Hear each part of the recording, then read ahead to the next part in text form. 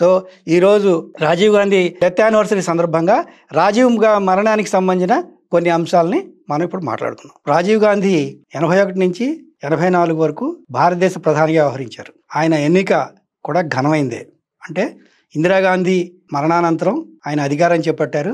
ఆ సమయంలో 508 పార్లమెంటు స్థానాలుంటే అందులో 401 స్థానాన్ని కాంగ్రెస్ గెలుచుకుంది. అంత స్థాయిలో కాంగ్రెస్ విజయం సాధించడం అనేది అప్పుడే సంభవించింది. సో 40 ఏళ్ల వయసు, అతి పిన్న వయసులో అతి చిన్న ప్రధానిగా ఆయన బాధ్యతలు చేపట్టారు.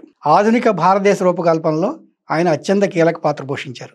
అది టెలికాం రెవల్యూషన్ విషయంలో కానీ, ఐటీ రంగం విషయంలో కానీ, సైన్స్ అండ్ టెక్నాలజీ విషయంలో కానీ తనదైన పాత్రను పోషించారు. ఒక్కొక్క రంగంలో తనదైన మార్పుల్ని, సంస్కరణల్ని ప్రవేశపెట్టారు. టెలికాం రంగంలో ప్రత్యేకంగా MLNT, VSNL సంస్థల్ని ఆయన హయాంలోనే స్థాపించారు. అలాగే దేశీయంగా టెలికాం పరికరాల రూపకల్పనకి ఆయన కృషి చేశారు. అలాగే శామ్ పిట్రోడాని సలహాదారుగా పెట్టుకుని అనేక అభివృద్ధి పనులకి ఆయన రూపకల్పన చేశారు. సో దీంతో పాటు సైన్స్ అండ్ టెక్నాలజీ పరంగా చూస్తే ఇస్రో ఆయన హయాంలోనే అభివృద్ధి చెందింది, అనేక మిషన్లని చేపట్టింది. అలాగే 73, 74 రాజ్యాంగ సవరణల గురించి మనకు తెలుసు. అంటే పంచాయతీలకు ప్రత్యేక ప్రతిపత్తిని కల్పించిన ఈ సంస్కరణలు అనేవి రాజీవ్ హయాంలోనే వచ్చాయి. అలాగే దీంతో పాటు ఓటింగ్ హక్కుని 21 ఏళ్ల వయసు ఓటు వేసే హక్కు ఉంటే దాన్ని 18 ఏళ్లకు తగ్గించారు. అంటే రాజకీయాల్లో యువత బాధ్యతను పెంచడంలో ఆయన కీలక పాత్ర పోషించారు. అలాగే ఎకనామిక్ ఆర్థిక సంస్కరణల విషయంలో కూడా ఆయన పాత్ర కీలకం.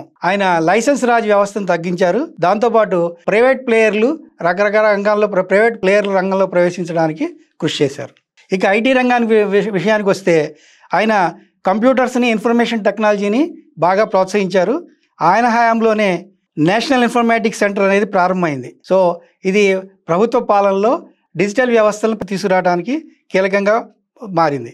అలాగే విద్యారంగం విషయంలో తీసుకొస్తే నవోదయ విద్యాలయాలు ప్రారంభించారు. సో గ్రామీణ ప్రాంతాల్లో విద్యార్థులు చదువుకోవడానికి వీలుగా ఇవి గ్రామీణ విద్యార్థులను ప్రోత్సహిస్తూ వస్తున్నాయి. అలాగే UGCని ఆధునీకరించారు.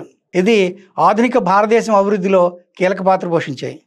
రాజీవ్ డెత్ యానివర్సరీ సందర్భంగా రాహుల్ గాంధీ Xలో ఒక పోస్ట్ పెట్టారు.